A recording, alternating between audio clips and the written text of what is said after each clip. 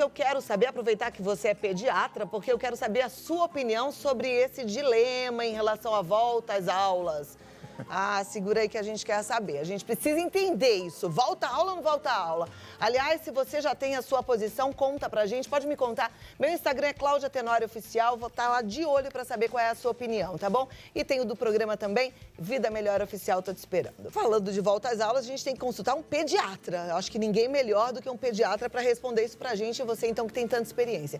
O que você pensa em relação dessa volta às aulas? Aqui em São Paulo já está sendo discutido, e, na verdade, em alguns lugares já definidos, principalmente no ABC, a volta das aulas. Como é que é a sua opinião? Realmente é muito complexo, vai causar bastante estresse. Algumas coisas a gente já sabe, já há algum bom tempo. Realmente as crianças têm um risco muito menor de ter uma doença grave ou se contaminar de forma perigosa. O problema é ela trazer o vírus para dentro de casa, né? E isso elas podem trazer. A gente sabe também que crianças abaixo dos 12 anos, o risco de transmissão, de albergar o vírus e passar para o adulto é bem menor. Isso a gente já tem conhecimento. Mas quanto é o menor? Qual é essa taxa de transmissão, que a gente chama taxa de transmissão, que tem que estar abaixo de 1, né? Que um não pode passar mais do que para outra pessoa, tem que estar menor, né? Então, isso é complexo para a gente decidir. Nós não vamos ter uma resposta que todo mundo vai aceitar, né? Se eu for ter precaução, eu vou estender realmente não o início de aulas. Principalmente, que tipo de escola nós estamos falando? Se eu estou falando de uma rede pública, que às vezes não tem condição nem sanitárias adequadas, banheiro, água corrente, espaço de manter as crianças a uma distância acima de 1,5 metro, né? Como é que eu vou voltar? Ao mesmo tempo, na escola pública, as crianças comem, recebem alimentação. Não é todo o Brasil que está sendo implantado em São Paulo um cartão merenda, né, que possa... Aliás, quem não sabe, eu estava vendo ontem no jornal, tem muita gente que não sabe, gente. As escolas públicas, elas estão disponibilizando o cartão merenda. Se você não foi comunicado, vá até a escola e busque o seu direito, tá? Então, é um lugar que as crianças se alimentam. Isso é um fator extremamente importante. Tem um outro lado. Se eu estou voltando a trabalhar, eu estou saindo do home office e a criança não vai para a escola, quem é que vai cuidar das minhas crianças? É outra dificuldade.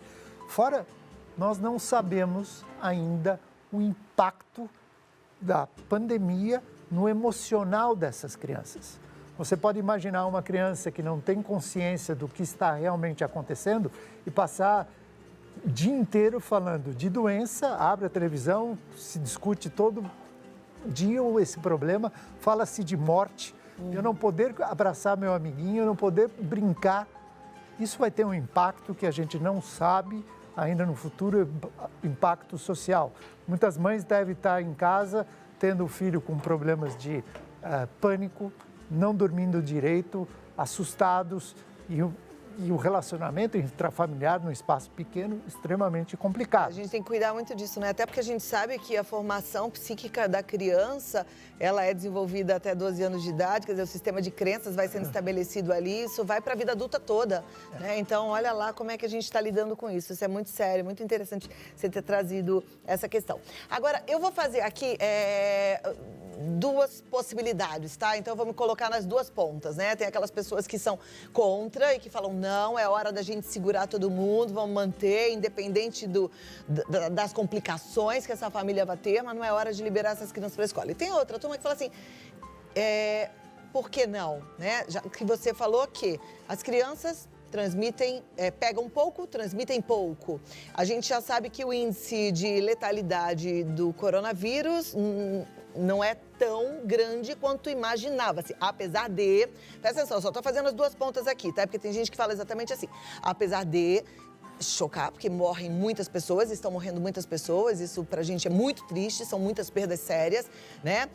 Mas tem esse lado também. Então, se a gente pega aquele percentual que é pequeno, o percentual que as crianças não pagam, né? Isso vai ficando pequenininho.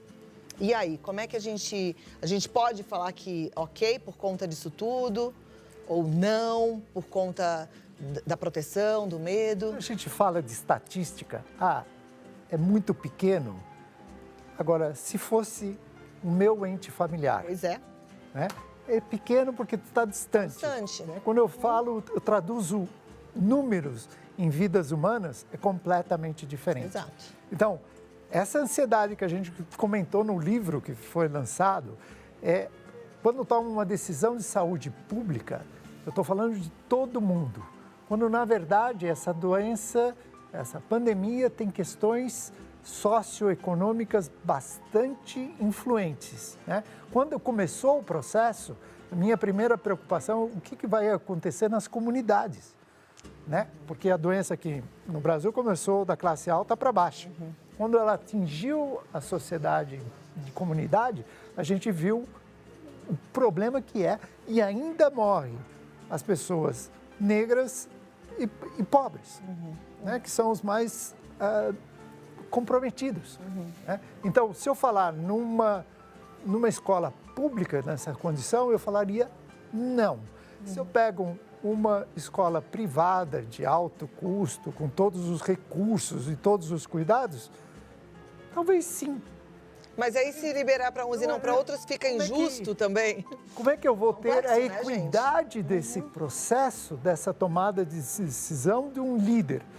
Além do mais, o ambiente de ideologia, de confronto, de não pensar junto uma solução, atrapalha ainda mais. Agora, é complicado pensar junto numa solução e tomar uma decisão assertiva no meio de tantas complicações, né? Quer dizer, é uma solução que tem muitas composições diferentes e é bem complexo. É bem complexo. Então, nós erramos em vários médicos aprenderam, mas são erros de desconhecimento e de saúde que a gente foi aprendendo e países que não aderiram ao isolamento e que hoje, como a Suécia, aumentaram o número de casos. Muito difícil essas decisões. E às vezes eu penso, se for no tempo de saúde pública, nós estamos 4 meses ao final do ano, né? Será que não é melhor esperar mais um pouco, né? Perder o ano, perder o ano. Mas um ano numa criança, será que faz tanta falta assim entre eu preservar a saúde e a vida de uma pessoa? Porque a vida é sagrada. Esse é um ponto que eu acho que vale muito a pena a gente refletir nele, né? Eu acho que, assim, é isso aí, um ano, né? Diante de uma vida. Mas aí você falou uma outra coisa que agora eu não tinha pensado, mas agora vai ficar martelando, né? Mas se deixa essa criança em casa e os pais são obrigados a voltar, quem é que vai olhar essas crianças, meu Deus? É complexo isso também, difícil, né? Porque para quem está trabalhando, quem emprega, vai ter que ter uma flexibilização. Sim. E uma aceitação de que aquelas famílias vão precisar um outro tipo de apoio. Então, eu dei apoio em casa, né? Fez a questão do home office, e questrou uma certa liberalidade de horários e coisas assim, e eu vou ter que aceitar. E aquela mãe, talvez, aquele pai, vão ter que ter mais flexibilidade e trabalhar. Ou seja, ter mais compaixão, empatia com o problema do outro, para que todos possam conviver e passar com esse ambiente tão difícil, né? Nós somos uma civilização só, né? Então, eu tenho que flexibilizar e entender. Respostas radicais, nesse momento, não vai dar certo. Nós temos que pensar juntos, ser flexíveis, ter empatia, entender o outro e colocar a questão de uma forma mais aberta e não radical. Ou um ou outro, não vai dar. Não vai dar, porque tem pontos a favor e, como você falou, outros pontos... Na verdade, eu já enxergo assim, se ficar, o bicho pega, se correr, o bicho come, porque, na verdade, a gente está aí numa situação bem complicada. Se a gente falar de um valor da vida humana, aí fica.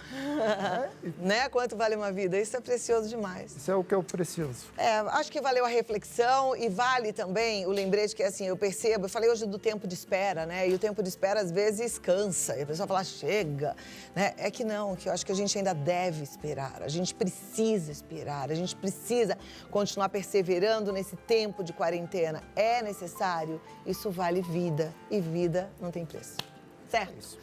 Doutor Charles, muito obrigada por estar aqui. Charles Schmidt, ele está no csmdt@terra.com.br, que é o e-mail. Você pode mandar um e-mail para ele para trocar um pouco de ideias, para pedir mais informações, tá?